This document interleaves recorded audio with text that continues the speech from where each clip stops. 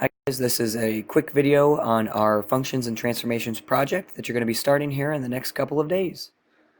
So the first thing that you'll see once I share this with you on Google Classroom is kind of this instruction landing page. So you'll click on the link and it's going to take you here. All you have to do is type in your name, what hour you have, and then make sure that you read the instructions down below. Going through Desmos, it's pretty easy. You just click on the next button. And the first several problems are all simple transformations. And we've included the instructions off to the left. We can pick from any of the following functions: a of x, b of x, c of x, d of x, f of x, w of x, t of x, and r of x to show the required transformations. So if we just type in any of those, we can see that the picture automatically pops up, and then all we have to do is put the transformations in the equation. Now, one of the things that I want you to try to do is to have the parent graph and the transformed graph. So if this particular slide is about shifting things up, I'm not going to show you the answer, but all you have to do is have the original and then your new graph, and they'll color them differently so you can tell them apart.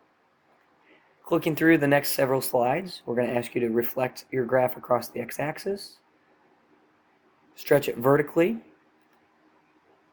shift your graph left, shift it down, compress it vertically, and then shift it right. Now, you could potentially do a different function every single time if you really wanted to, or you could use the same function over and over again. It doesn't really matter. After you have these simple transformations, we're going to ask you to do a transformation here with all three positions, A, H, and K.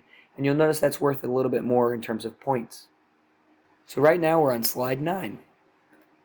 After slide 9, we have a problem where you need to write the relationship between two functions. So we have a parent graph, which it says is represented by a dashed graph, and then the transformed graph, which is the solid graph. And these are given the names p of x and k of x, respectively. And so you'll have to type in the equation to show their relationship, just like what we've done in this chapter. Now, your graph might look a little different compared to this one. Depending on what level you're at, you might have an easier shape or a harder shape. The next question is just writing the transformed equation based on the requirements. And then this is where the fun starts. So we haven't done any key features yet. The first question with key features asks you to sketch a function that passes through the 5 given points on the graph. And then you're going to answer the key features, and you fill out the table here off to the right hand side. So let me show you how this graph sketching feature works. You can use your mouse, you can use your finger potentially if you have a phone or a touch screen, but it's going to allow you to draw basically whatever you want on top of your graph. And if you mess up, it's pretty nice. You can erase parts of your graph. It doesn't erase the whole thing. You'd have to manually go through and maybe just get rid of certain parts that are bad. If you click on the X, it gets rid of everything. If you go backwards, it can go step by step and undo the mistakes that you might have made.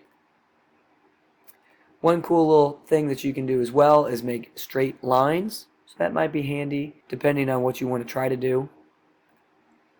And you can always change the color. Once you get that, you're going to fill out the table of key features. And what's really nice about Desmos in this table is that it has math type. If you click on the little keyboard, it's going to pull up all the different math buttons that you might need.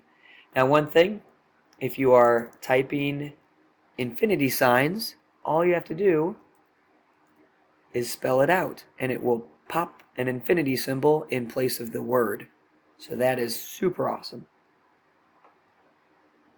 Going on to the next question, this is a matching question, and my hint here, because we're going to be matching key features, is to pile all of these key features together into one big group.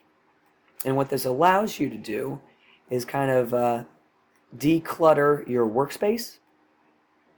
So we aren't too worried about which ones are going where right now. But what I can do after that is take a key feature and put it with the graph, and I have lots of room. I don't have to worry about, things getting all mixed up. So just wherever it goes, in the end, you should use key features in both of these, and it's worth 8 points in total. Very similar here for the next question. This is talking about even functions, odd functions, or potentially things that don't meet either requirement.